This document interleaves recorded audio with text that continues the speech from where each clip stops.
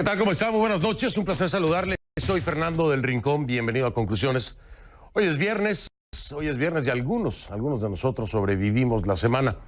Y la cerramos precisamente hablando de Bolivia. Y es que el expresidente del Comité Cívico Pro Santa Cruz se encuentra en Estados Unidos. Luis Fernando Camacho viajó a Washington con la intención de reunirse con el secretario general de la OEA, Luis Almagro, que lo recibió efectivamente, para agradecer el informe de la organización sobre las pasadas elecciones del 20 de octubre y también para hablar sobre lo que les espera en esta próxima elección en el 2020. También buscaba presionar por la búsqueda de una respuesta por parte de la Corte Interamericana de Derechos Humanos sobre la reelección como un derecho humano.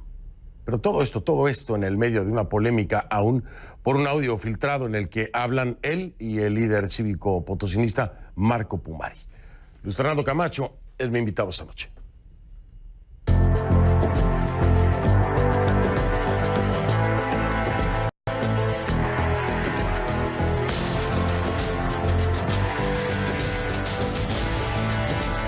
Le pido que a partir de este momento me acompañe utilizando la etiqueta numeral Conclu LFC. LFC de Luis Fernando Camacho. Conclu LFC. Sus comentarios a mi cuenta en Twitter, @soyfdelrincón, @soyfdelrincón, la etiqueta numeral Conclu LFC. Ahí le digo, por si no lo sabía, Luis Fernando Camacho va a estar aquí en el estudio, aquí. No va a ser a distancia, está aquí conmigo en el estudio. A ver, vamos a hacer un repaso. Ya pasó en México, ¿no? Ahora la controversia se traslada a Argentina. La controversia que tiene nombre es Evo Morales, el objeto de polémica. Sobre todo en lo que se refiere a lo que puede o no puede hacer el expresidente en calidad de refugiado. Desde el gobierno interino de Bolivia insisten en que Morales no debe hacer política. Este viernes la canciller Karen Longarik aseguró que Morales, y cito, estaría absolutamente inhibido de emitir opinión política contra el país que supuestamente lo persigue.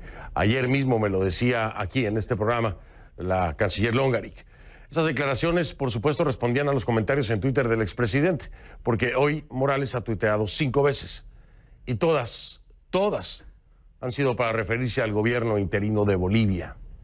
Primero acusó al ejecutivo de Yanine Áñez de querer volver a tiempos pasados, refiriéndose a supuestas privatizaciones de empresas estratégicas con el presunto objetivo de favorecer a las transnacionales. Según reportan medios locales, el ministro de Desarrollo Productivo y Economía Plural dijo que las compañías administradas por el Estado, con señales de ineficiencia, tienen que ser negociadas y manejadas por firmas privadas. En otro tuit, Evo acusó al actual gobierno de destrozar la economía del país en menos de un mes. Cuando Morales llegó a Argentina, las autoridades le aconsejaron que evitaran las declaraciones políticas. Es evidente, y esta era la pregunta que hacía yo ayer, ¿honrará Evo Morales el acuerdo que tuvo con el canciller argentino así como lo expresaba? Pues la respuesta aquí está, es evidente que no la está honrando, no está honrando este acuerdo. Perdóneme usted. Y bueno, la petición ha sido ignorada, ¿no? Hay 5 pruebas de esto, son 5 tweets. Y será difícil de cumplir si Morales finalmente termina dirigiendo desde ahí la campaña de su partido, el MAS. La Comisión Nacional para los Refugiados de Argentina no especifica que un refugiado no deba hacer declaraciones políticas, es decir, no es legislación, Se sobreentiende que por costumbre no debería. Y además estaba hablado de alguna u otra forma o acordado de alguna otra forma con el canciller de Argentina, que así lo dejó saber. Pero en este caso los límites de la libertad de expresión de Morales van a depender de la tolerancia entonces del país anfitrión y del gobierno en turno, en este caso de Alberto Fernández y Cristina Fernández. Y en ese sentido han encontrado en Argentina pues prácticamente el mejor de los aliados. Ignacio Grimaldi nos tiene el informe. La comunidad boliviana más grande en el exterior, un presidente y una vicepresidenta cercanos y el lugar donde pidió refugio. Todo eso es lo que hoy une a Evo Morales con Argentina, una relación que todavía es más antigua. Nunca podemos olvidar lo que hizo Néstor por nosotros, en Argentina y en Bolivia. Eso decía Evo Morales al salir del velatorio de Néstor Kirchner. Desde ese momento, Cristina Fernández y Evo mantuvieron al menos un encuentro por año hasta que la mandataria dejó el poder. cada año tiene que organizar una cumbre en Entre Ríos, compañera Cristina. Muchísimas gracias. ¡Que viva Argentina! Pero tras la consagración de Mauricio Macri como presidente, la relación fue más fría y ese entusiasmo bajó. Hermanas y hermanos, una nueva alegría para visitar nuevamente Argentina. Esa fue la única vez que Morales pisó la Casa Rosada durante el mandato de Macri. Ahora, bajo la presidencia de Fernández, la perspectiva parece distinta. De hecho, antes de asumir como jefe de Estado, Fernández ya se había reunido con Morales y así mostraron un cambio de sintonía. Y de acá felicitamos a Evo Morales, el nuevo presidente de Bolivia. Gracias a Dios existe la solidaridad de presidentes y de pueblos latinoamericanos que fueron en socorro del agredido, que se llama Evo Morales. Alberto Fernández fue una de las figuras que más hizo para que Evo Morales pudiera viajar a México y tan solo un mes después, luego de su llegada al poder, le abrió las puertas de su país. Un montón de cosas eso, Evo. Es único que nos ha dignificado a toda la colectividad boliviana aquí, en Buenos Aires, Argentina. Argentina siempre fue una fortaleza para Evo Morales. Primero, porque en ella reside la comunidad boliviana más grande del extranjero. Y segundo, porque esta comunidad representa un caudal considerable de votos. Según los cómputos oficiales de las cuestionadas elecciones del 20 de octubre, el 82% de los votos emitidos en Argentina fueron para Evo Morales, pero los documentos a los que CNN accedió de manera exclusiva mostrarían serias irregularidades en ese proceso, tales como mesas donde hubo más votos que firmas de personas que votaron, huellas digitales tachadas porque alguien puso su huella donde no debía, 14 personas de una misma mesa con la misma firma, huellas con el sello de no votó o huellas sin firma. Evo Morales se encuentra en Argentina con un pedido de refugio confirmado por el canciller Felipe Solá. La única condición que le impuso el gobierno de Fernández es la de no realizar declaraciones políticas, a pesar de que la ley no prohíbe eso. Entonces, la gran pregunta que queda es si Evo Morales respetará ese compromiso de palabra o si utilizará este país para reimpulsar su poder político con miras a las próximas elecciones bolivianas. Para CNN, Ignacio Grimaldi, Buenos Aires. Más allá de Morales, hay otros personajes en Bolivia que también generan polémica, sí, generan polémica. Sobre todo ahora, no así antes, los líderes cívicos que están incursionando en política. Hace muy poco, Luis Fernando Camacho y Marco Pumari se presentaban como un posible binomio, ¿no?, de cara a las próximas elecciones. Eso era lo que se hablaba, se esperaba. En realidad nunca se concretó, de hecho se rompió esa posibilidad. Este lunes le hablaba yo de una grabación de audio que fue filtrada, una conversación entre el expresidente del Comité Cívico Pro Santa Cruz, Fernando Camacho, y el líder del Comité Cívico Potosinista, Marco Pumari. Según la grabación, Pumari habría pedido $250,000 y el control de 2 aduanas a cambio de ser el candidato a la vicepresidencia de Bolivia de Camacho. Para Pumari se trata de una filtración cobarde. Confirmó, eso sí, que es su voz la que se escucha, pero dice que la información fue sacada de contexto y que el audio fue manipulado. Pide entonces pruebas que demuestren que pidió dinero a cambio de la candidatura. La otra parte complicada. Camacho asegura que no fue él quien grabó la conversación. Entonces, ¿quién y por qué? ¿Fue accidental o perfectamente calculado? Tenemos que hablar ya necesariamente de juego sucio, de competencia desleal. Hay quienes se sintieron traicionados incluso por esta situación. En este ámbito, ¿no? Traicionados por Camacho o traicionados por Pumari, cada uno escogió el bando que decidió escoger, ¿no? Lo cierto es que esto generó aún más crispación y polarización entre estos dos que eran vistos como unos importantes líderes que habían luchado y trabajado para demostrar y sostener el fraude electoral que después vino a confirmar la auditoría de la OEA. Al parecer este audio jugó en contra de ambos. Cabe aclarar que Luis Fernando Camacho aún no es candidato a la presidencia de Bolivia, porque a falta de un tribunal electoral que lo acredite como tal, bueno, es un ex líder en este momento cívico que ha manifestado su interés por llegar a la presidencia. Tiene que haber el registro y está tratando de formar aún una alianza con diferentes partidos. Bien, pues Luis Fernando Camacho es mi invitado, como le decía. Voy a hacer una pausa y regreso con él. Entonces, el expresidente del Comité Cívico Pro Santa Cruz. Respondo allá. A ver, la semana pasada, antes de ir con mi invitado, quiero decirle, la semana pasada estuve en Bolivia, ¿no? Durante mi visita recibí la cruz potenzada al mérito profesional del Comité Pro Santa Cruz. Me la entregaron en un evento donde estuvo presente él, Luis Fernando Camacho, ahora expresidente de esa organización cívica, y precisamente, pues así como tal, ¿no? Como expresidente del comité. Y a él le entrevisto hoy en mi programa. Yo agradezco todo el reconocimiento a mi labor, lo saben, a nuestra labor en CNN, recibido allá en Bolivia, pero más allá de los premios que recibamos de las partes que eventualmente estén en conflicto en los países a los que llegamos, nuestro compromiso como periodistas independientes es con los hechos y con la verdad, nunca con los intereses de quienes se enfrentan entre sí. Para dejarlo claro, esa es nuestra labor, ¿ok? Que no haya ningún tipo de confusión. Así que ahora sí le doy la bienvenida formalmente aquí en el estudio a Luis Fernando Camacho, expresidente del Comité Cívico Pro Santa Cruz. Luis Fernando, bienvenido. Buenas noches. ¿Cómo está? Buenas noches, bienvenido. Llegando de Washington hace unas 2 horas, ¿no? Sí, acabamos de llegar de Washington.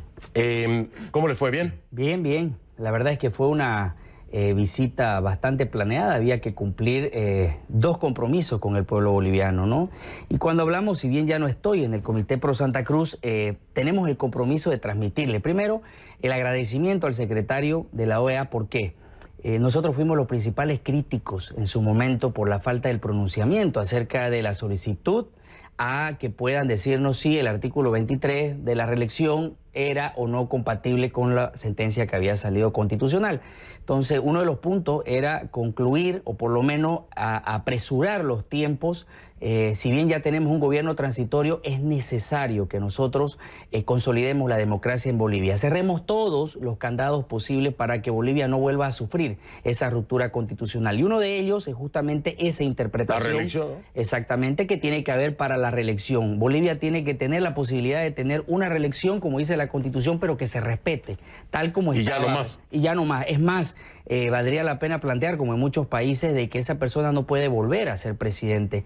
Yo creo que eso ayuda no solamente a que podamos sacar nuevos líderes, sino que proyectemos una Bolivia mucho más democrática y también que gobierne quien quiera hacer algo por el país y no quedarse en el ¿Sería parte de una propuesta, por ejemplo, de país? Claro que sí. ¿Lo buscaría? ¿Es una reforma constitucional? Claro, es una reforma constitucional que nosotros tenemos que hacerla o plantearla en función de lo que es la estabilidad democrática del país. Porque la Corte nunca les dio respuesta. Nunca nos dio. Nosotros hemos presentado recientemente una solicitud a la Corte para que analice en base a un recurso planteado anteriormente que quedó a medias para que pueda consolidarse el fallo. Por más ley que salga en Bolivia, hay un tribunal constitucional que ya en su momento, si bien no es este, fue el anterior, pero se salió de la norma constitucional y pasó el poder constituyente y fue prácticamente un poder constituido que definió, ¿no? Pero este tribunal es el mismo de Evo Morales. No, es otro. ¿Es otro? Es otro tribunal, pero es importante que este tribunal se pueda pronunciar en base a la realidad, que al respeto a la Constitución y que no se tome atribuciones como se atribuyó el anterior tribunal de ir por encima del soberano, ¿no es cierto? Y eso es una. Y la otra razón era agradecerle porque todos sabemos muy bien que en la OEA están bien divididas las opiniones de los países. Hay una presencia por estos países que han estado y están todavía en el gobierno muy fuerte. Y lo pude ver ayer, que fue justamente el Consejo Permanente, aún a la división que hay, y creo que ha sido una jugada, se le ha jugado el secretario por esa posición. Más allá del informe, su posición fue dura como secretario, y eso levantó mucho el domingo de la renuncia de Evo Morales para que el pueblo tenga la posibilidad de decir, ya la OEA se pronunció, tenemos algo más. Sobre todo donde venía Luis Almagro. Así es. De que la gente no creyera en él por la visita previa que había hecho con Evo Morales. Como una reivindicación, le decía, yo hablé con él en entrevista y le decía, se reivindicó. No me lo respondió concretamente, pero mucha gente lo reivindica, ¿no? También se encontró con otra realidad, Luis Fernando Camacho. ¿Estuvo con el diálogo interamericano? ¿Fue que estuvo con ellos? Sí, estuvimos en el diálogo. Y hubo gente ahí que lo abucheó y subió a reclamarle, y le gritaban golpista, y le gritaban fascista. Pero son bolivianos también, Luis Fernando Camacho. Así es. Esta gente lo repudió. ¿Qué piensa de eso? Esa es la democracia que queremos, Fernando. La posibilidad de que ellos puedan hacerse sentir.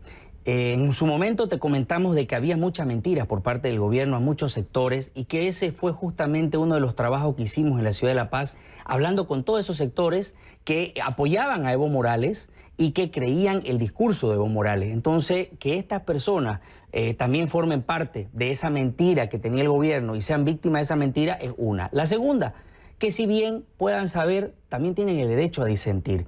No solamente nos pidió el que moderaba, el señor que moderaba, nos pidió si quería suspenderla. Le dijimos que no es sano en un momento tan importante donde no solamente hay heridas que han quedado de este proceso transitorio.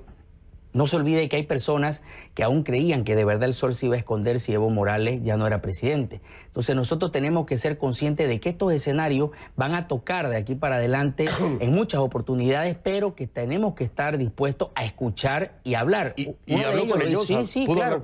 Uno de los pedidos que se le hizo justamente al moderador fue que le dé la posibilidad a ellos también de que puedan preguntar. Y uno preguntó, por ejemplo, la frase que usaron el gobierno para en muchos memes decir que mi persona había pronunciado en el paro que las mujeres de polleras no podían salir a las calles. Entonces yo le hice a él una propuesta de que si él me mostraba dónde yo había dicho eso, yo también le mostraba que una señora de pollera dio el discurso de inicio del paro cívico en el Comité Pro Santa Cruz. Hay video de eso. Pero claro, sí, claro. Sí, yo lo vi. Entonces ahí fue donde se acabó porque no hay ninguna prueba, porque yo nunca dije nada, sería una barbaridad. Pero eso habla de la división que hay hacia el exterior. ¿Cómo poder informar por ejemplo, a esos bolivianos en Washington? ¿Qué haría su gobierno para poder informar si llegara a lograr ser presidente? Mostrar la realidad es básico. ¿Qué haría? Porque necesita integración, ¿no? Argentina hoy por hoy es otro de los bastiones de Evo Morales. Sí, nosotros hicimos una encuesta no solamente para ver el tema de la aceptación dentro de la candidatura, sino también el 90% de la encuesta se basó en justamente qué quieren los bolivianos, qué quisieran, porque lo que estamos nosotros organizando no es hacer solamente un planteamiento, queremos saber de Bolivia entera las necesidades reales, no solamente plantear algo que gane votos porque sea bonito, sino que nos dé la posibilidad de cambiar un país. En ese sentido, nosotros nos dimos cuenta que la mayoría pide unidad en el país. ¿Pero por qué? Porque ha visto el proceso que hemos tenido, donde ha visto un apoyo terrible, de hermoso, sí, a lo que significa la recuperación de la democracia. Y ese sentimiento que tiene la gente de querer tener la unidad es en lo que tenemos que trabajar. Y la única forma de trabajar es directamente hablar con los sectores. ¿Por qué Bolivia se va adelante con unidad? ¿Por qué las propuestas que hicimos del comité son bien recibidas en Bolivia? Porque las recogimos de las calles, de la gente en protesta. No fue el iluminado, Luis Fernando Camacho, que daba las propuestas y se hacían. Era que el pueblo tenía un sentimiento y se recogía y se daba. Y esto no tiene ciencia, Fernando. Quien gobierne debe escuchar al pueblo. Quien gobierne debe escuchar. Tiene que bajarse. Esto no es un secreto que hemos descubierto. Desde antes de gobernar. Eso es lo que se ha abandonado. Desde antes de gobernar hay que escuchar al pueblo, si no, no se puede conocer. Déjame marcar una pausa. Vamos a regresar a un tema que no es del todo agradable, me imagino, para usted, y que tiene que ver con este audio filtrado y la polémica que se ha generado, además del llamado de otras personas para que se hagan a un lado, Luis Fernando Camacho, que se haga a un lado Marco Pumari, y que dejen que los políticos se encarguen de la política, hacerlos a un lado. Después de esto, a ver por dónde caminamos ahí. Hago una pausa, regreso. Luis Fernando Camacho, presidente del Comité Cívico Pro Santa Cruz, está aquí conmigo en el estudio en Miami. Ya vengo. Estamos de vuelta, me acompaña en el estudio Luis Fernando Camacho y estamos entrando en el terreno de la famosa llamada filtrada, el audio de la llamada filtrada. Hay quienes lo ven, independientemente de lo que haya reaccionado Pumari, hay quienes lo han visto muy mal. Lo han visto muy mal para Luis Fernando Camacho, lo han visto muy mal para Marco Pumari. ¿Cómo lo ve usted? En todo sentido mal. Para los dos, para todos, para Bolivia. Lo que sucede es que, a ver, una de las cosas me molestaría más que no vean la realidad, de qué me perjudica. O sea, el haberlo hecho como se hizo, habla mal. Siempre he sido una persona de frente, lo cual yo, es más, diría, a Marco lo hubiera dicho en su cara, la tengo grabada y lo voy a hacer saber qué era lo que pedía. ¿Y por qué no se lo dijo? Porque yo no la grabé. Era un tema, es más, hasta el día antes que salga la grabación, o el día en que salió la grabación, yo di conferencia en Santa Cruz y dije que diga la verdad, o sea, que no se agarre... Pero a ver, vamos a entender qué fue lo que pasó, porque A ver, se da esta reunión entre Pumari y Camacho, ¿correcto? Y me imagino que había otras personas, ¿no? Sí, sí. Se está grabando la conversación. ¿Y usted no sabe que la están grabando? No, no se sabe. Nadie sabía. Si ni Marco sabía, ni yo sabía, nadie sabía. Es más, si yo hubiera estado grabando, hubiera aprovechado más la grabación en decir muchas cosas y lo hubiera dicho de frente. Este es el motivo, aquí está. Es más, a Marco le hubiera dicho, yo te grabé, esto se tiene que saber. Pero yo asumí una responsabilidad de que el pueblo boliviano no sepa por qué motivo no estaba yendo con él. Y aguanté una semana.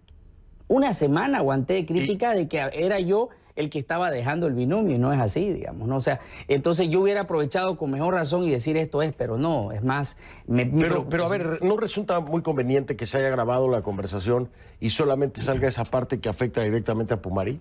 Lo que pasa es que de toda la conversación que hubo, del resto fue un análisis de todo lo que pasaba, de todos los motivos por el cual había molestia. Era un análisis totalmente de lo que él estaba en campaña o yo podía estar haciendo otra cosa. No había nada, o sea, el momento duro fue ese. Es más, yo le pedí al señor, a un minero de La Paz con el que habíamos hecho compromiso, que esté presente. Si yo hubiera querido grabar, no le hubiera hecho ir al señor minero, le hubiera mostrado la grabación. Pedí que esté presente porque me gusta que se hagan la cosa transparente y por lo menos el entorno con el que estábamos de asesores sepan que realmente había una posición tomada el que yo no quería formar parte. Ese fue el motivo.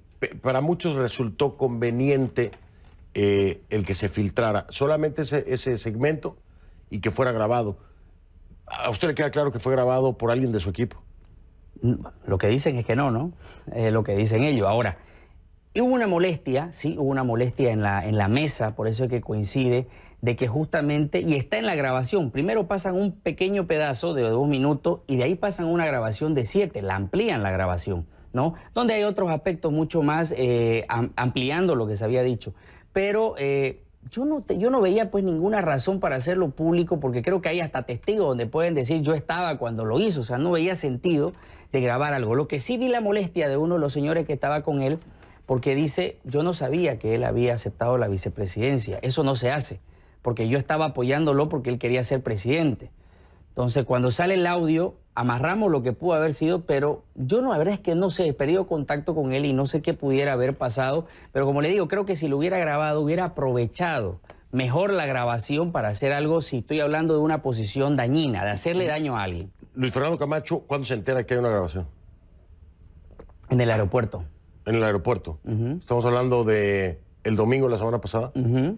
¿Usted es transparente y frentero? Sí, transparente. ¿Completamente? Completamente. Me da mucha pena, pero soy periodista. Usted me envió a mí ese audio, 45 minutos. ¿Usted sabía de ese audio antes del domingo? No, de la filtración me está diciendo usted, no de la existencia. Yo le dije, ¿cuándo? Del audio. ¿Usted sabía de ese audio? Del audio en el aeropuerto le dije, acaban de pasarlo. Bueno, usted me envió 45 minutos de audio para que yo lo revisara. Sí, pero eso fue anteriormente. 2 semanas antes, ¿no? Sí. No se había filtrado todavía el audio. No se había filtrado ese audio. No se había pero usted filtrado. tenía el audio en su poder. No se había filtrado el audio. Usted tenía ese audio en su poder. Porque me lo envió a mí. No. El audio que fue el de Marco era de 2 horas 50, no el de 45. Pero hay un audio, en el audio que a mí me envía, hay una parte donde se habla de las aduanas. No se habla absolutamente de los del tema. 250.000. No se habla de los 250.000. ¿Por qué me envía el audio a mí? Porque era la idea de que en su momento... ¿Se filtrara también? No. Y más, hablamos con usted, de que usted le pregunte a Marco, porque no habían pruebas todavía de ese audio. Era otro audio de otra reunión que le dije, le mostré y le dije, eso ha pasado. Camacho, entonces usted sabía que se estaban grabando. Pero fue después, no fue en el momento. Por eso, pero sabía entonces. Me dice hace rato que no sabía que estaba grabando. No, la grabación... Y después me manda a mí una grabación. No, pero entonces, es distinta, es otra grabación. Por eso, pero sabía que estaba grabando, esa que me mandó al menos. No. Entonces, son 2 grabaciones. La primera grabación habla de simplemente la confirmación de que iba de candidato. Luis Fernando Camacho tenía un audio de 45 minutos de una reunión de Pumari que me manda a mí. Exacto. ¿De dónde sabe usted que está ese audio? ¿Lo escuchó el audio? Sí, lo escuché. 45 minutos los escuché completos. No es ese audio. Es otra reunión. No es el mismo audio, pero es otra grabación. Hablamos de la vicepresidencia. Estaban grabando todas las conversaciones que tenía con Pumari. Y usted sabía que se estaban grabando porque tenía el audio y el audio me lo manda a mí. Por eso, pero es de otra reunión. Pero me dice usted hace un momento que no sabía que estaban grabando. Son 2 audios. ¿Usted sabía que se grababan las conversaciones o no? No sabía. La primera, no sabía. La primera le dije quién me lo pasó. Se lo comenté a usted. Lo llamé. y le dije, me han pasado este audio. ¿Quién me lo pasó? También se lo conté. Y le dije, dura 45 minutos. Esta es la prueba de que sí me aceptó ser vicepresidente.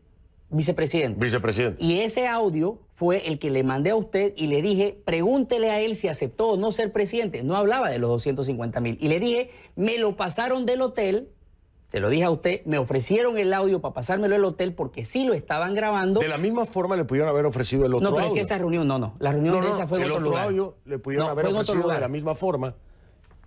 Fue en otro lugar. Porque me resulta muy conveniente que se haya filtrado solamente ese fragmento. Que no se haya filtrado nada de los 45 minutos que tengo yo que usted me envió. Y además con la intención con la que me envían los 45 minutos, no creo que sea para revisarlo nada más, ¿no?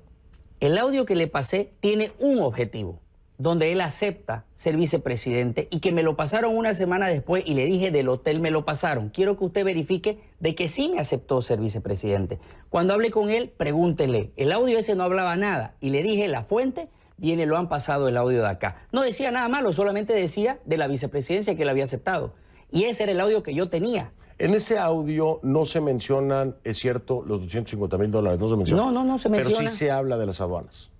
Hay un momento en el que se habla de las aduanas. Pero no habla de que él me las pide, quién me las pide, ni cómo yo hago. No hay una prueba de eso. Se menciona el tema de las aduanas. Si yo hubiera querido grabarlo, yo saco los $250.000. No lo saqué. Pero usted tiene claro que desde este lado como periodista, a mí me parece que la intención era que algo de ese material se utilizara en un medio como CNN y se filtrara esa información, porque yo no tengo una amistad con usted y yo no tengo una relación con usted en donde me dé la confianza de revisar una charla que tiene con Pumari para que yo sepa algo después de 45 minutos de audio. Mi razonamiento me lleva a pensar que fue un procedimiento parecido el que se utilizó para filtrar ese fragmento. Y con toda transparencia y con todo respeto se lo tengo que preguntar porque los bolivianos lo tienen que saber, como tienen que saber que yo recibí antes de usted otro audio de 45 minutos. Lo que es importante es no perder la confianza del pueblo boliviano y decir la verdad. Usted me está pidiendo decir la verdad, yo le pido a usted que digamos la verdad. El audio, cuando lo llamé... Yo estoy diciendo la verdad. Por eso, cuando yo lo llamé... Yo estoy diciendo la verdad, usted dígame la verdad. Cuando yo lo llamé le dije, me han pasado del hotel este audio. No decía nada malo el audio, nada malo. Solamente que él aceptaba. Y le dije, no quiero filtrarlo, pregúnteselo usted a Pumari. Si me aceptó o no me aceptó. Y hablamos incluso a mí me dijo usted, y yo lo recuerdo muy bien, me dio la libertad de, a discreción, hacer lo que quisiera con eso. Preguntar. Hacer lo que yo quisiera con eso. Puedo preguntarle y coordinamos en decirle, pregúntele si dijo esto o no dijo. ¿Por qué? La idea era ve lo que le digo, ve cómo se puede percibir eso, que estaba tratando de coordinar, ¿no? No es el audio de los $250.000, no es el audio, pero estaba tratando de coordinar algo con un miembro de la prensa para difundir. No, para entonces, que le pregunte. ¿Por qué no pensar que eso se dio del otro lado? Porque la verdad es que nunca hablamos de que usted lo difunda. Era un audio de 45 minutos y le dije, pregúntale la prueba. No, pero esta es una prueba de que se aceptó, porque ¿cuál era la pregunta? Yo estoy preocupado porque todo el mundo me dice, ¿por qué se ha roto? ¿Por qué no estoy con él? Y usted me dijo, ¿y te aceptó? Sí, me aceptó. Vamos a suponer que un miembro de su equipo fue el que grabó ese audio. Usted me dice que no sabe quién lo grabó. No. ¿Cómo califica usted el hecho? ¿Como algo aceptable o completamente antiético e inmoral? ¿Cómo lo califica? Yo creo que depende de quién lo grabó y para qué él lo quería. Si lo utilizó para hacer daño, como dice el audio, que era para que yo pueda estar grabado, de que se filtre en mi posición, obviamente está mal. Pero el daño se hizo, ¿no? Pero yo nunca tengo que esconder. A mí el que me quiera grabar, me graba. Yo no pero tengo que esconder. El daño se hizo, ¿no? El daño se hizo, o sea, ese audio le hace daño a Pumari. ¿También le hizo daño a usted? A mí. Salió mal el cálculo, pero le hizo daño mayormente a Pumari.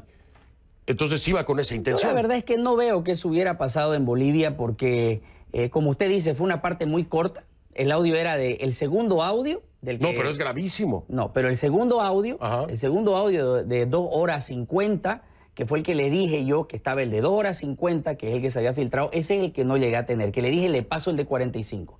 Y el de 45 se lo pasé. ¿Por qué? Y lo llamé y le dije, me han pasado del hotel. Y es más, no solamente me han pasado eso, me han pasado imágenes de quién se reunía y no lo he filtrado. ¿Le han pasado video? Sí, y no lo he filtrado. ¿Video? ¿Quién está tomando ese video? ¿Quién está tomando ese audio? Del hotel.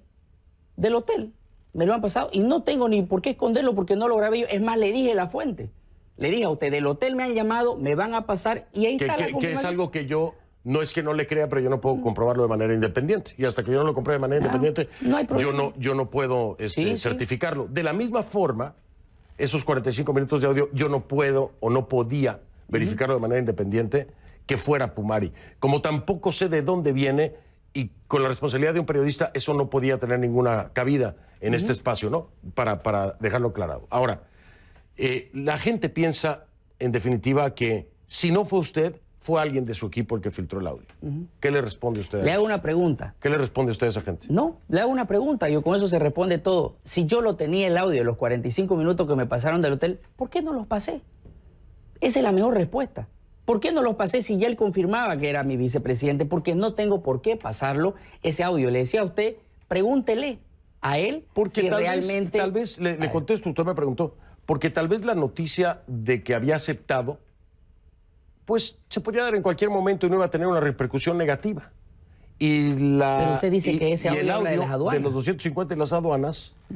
¿Por qué no se filtró? Sí tiene una respuesta negativa y tiene un impacto. El audio negativo que le pasé, usted dice que aparecía en las aduanas. Se menciona, no se deja claro que está pidiendo. Por eso, si yo lo hubiera grabado, le voy a hacer claro, decir, vos me pediste esto, vos me pediste esto, y no lo hice. Y ese audio lo tengo desde hace hartísimo, y es más, prohibí que lo hagan viral, por eso es que no se hizo.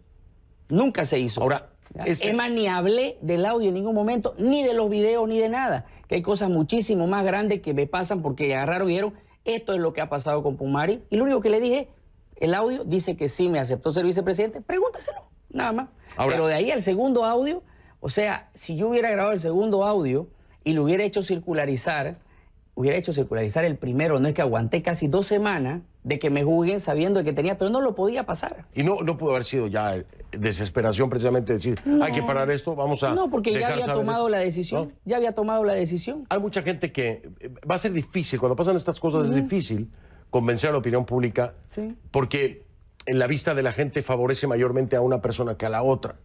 Y hay personas que dicen, me decepcionaste, Luis Fernando. Usted lo debe saber, lo ha visto. Sí. No es algo que no tenga conocimiento. ¿Qué le dice a esa gente que siente que los desilusionó, que les falló, porque le atribuyen el audio? Que el día en que haga las cosas las voy a hacer de frente sin esconderlas. Sin esconderla. Usted me preguntó, yo le dije.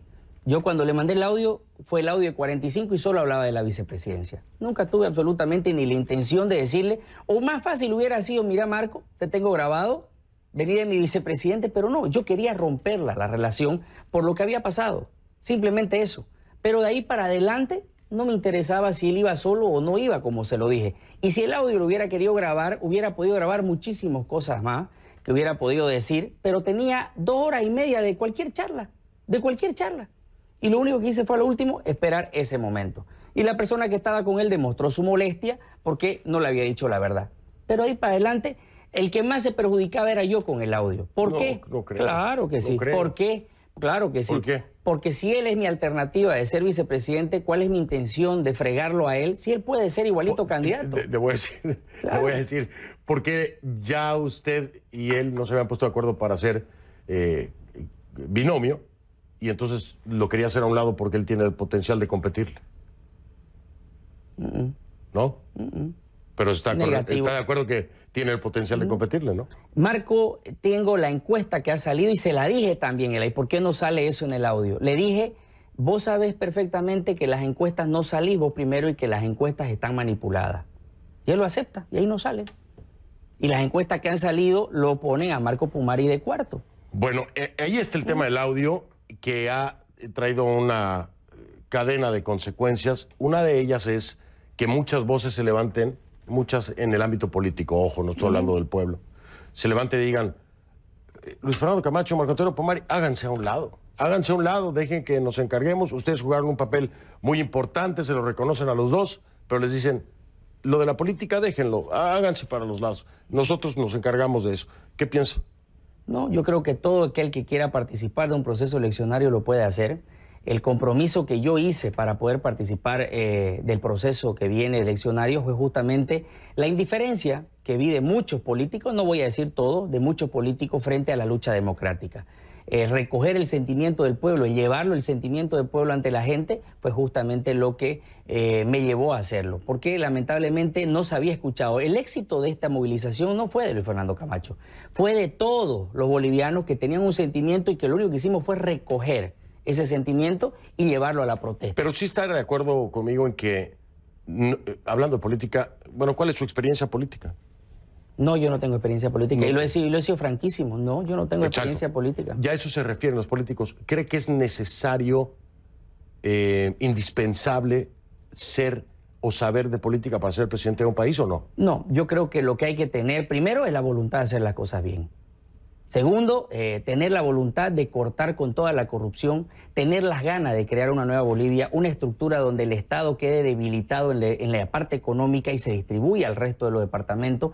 Y eso es lo que queremos demostrar. Queremos demostrar que tenemos una propuesta clara para poder darle a Bolivia la mejor posibilidad de salir adelante. Descentralización. Totalmente. Llámese autonomía, llámese descentralización, o lo que usted quiera, que todos los departamentos puedan tener ese escenario donde manejen sus propios recursos y lo que tenga Santa Cruz, que darle a los otros departamentos sea distribuido de la mejor manera, que el Estado sea lo suficientemente poco apetecible por el candidato para robar, que sea el que quiera Bolivia y tomar las líneas internacionales, hacer lo mejor que se pueda por Bolivia, pero no manejar lo que hasta ahora ha manejado, descentralizar la plata, el poder y todo a las regiones. Eso es lo que estamos buscando. Bien, déjame marcar pausa. Seguimos hablando del tema y viendo un poco ya después de la tempestad hacia dónde proyectaría Luis Fernando Camacho el país, siendo muy honesto, muy franco, diciendo, no, yo no tengo experiencia política, tengo ganas, dice, tengo ganas de hacer algo por Bolivia, algo bien. Hago una pausa y regreso. En redes sociales, @soyfdelrincón, así me encuentra en Twitter, @soyfdelrincón. Y en Instagram también estoy a sus órdenes, F del Rincón en Instagram, F del Rincón. Gracias, ya vuelvo. Soy Fernando del Rincón, es viernes, algunos de nosotros sobrevivimos la semana, así que aproveche el fin de semana, que la pase bien y si me lo permite lo veo el lunes. Muchas gracias.